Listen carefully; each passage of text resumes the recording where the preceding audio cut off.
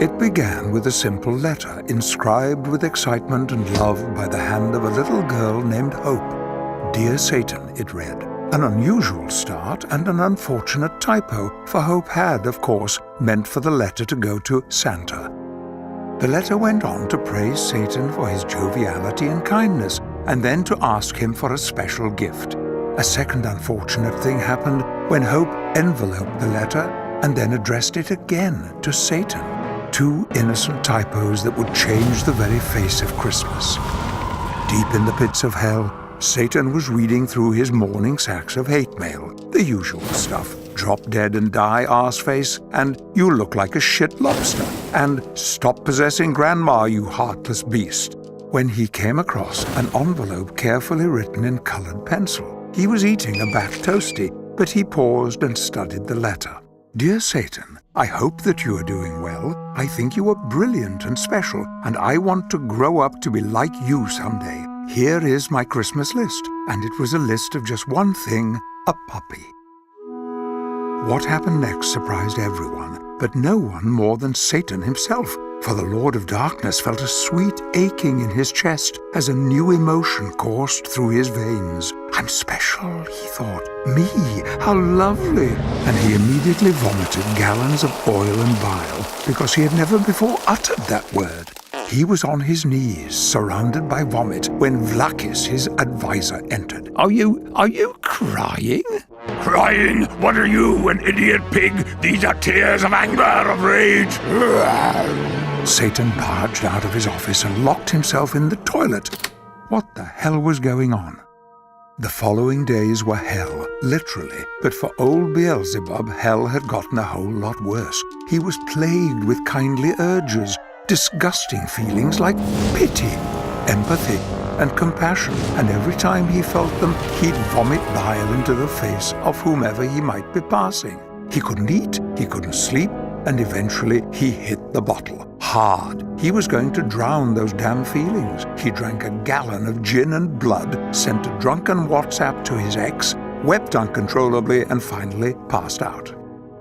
He woke the next morning, and before he knew what he was doing, he had booked in an all-staff meeting. Hell's inboxes pinged at the same moment with the same mail, titled "Love, Tolerance and Kindness, a lecture by Satan, attendance mandatory." Everyone assumed that it was sarcastic, a joke, a rug pull. They'd all arrive and it would be an afternoon of pitchforking pandas again.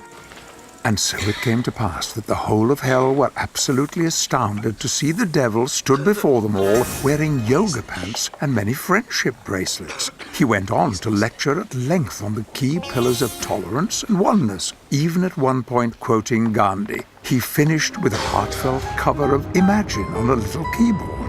Well, the gates of hell opened and people just walked out. Vlakis threw eggs. Jack the Ripper shouted, "You suck!" Genghis Khan tried to storm the stage.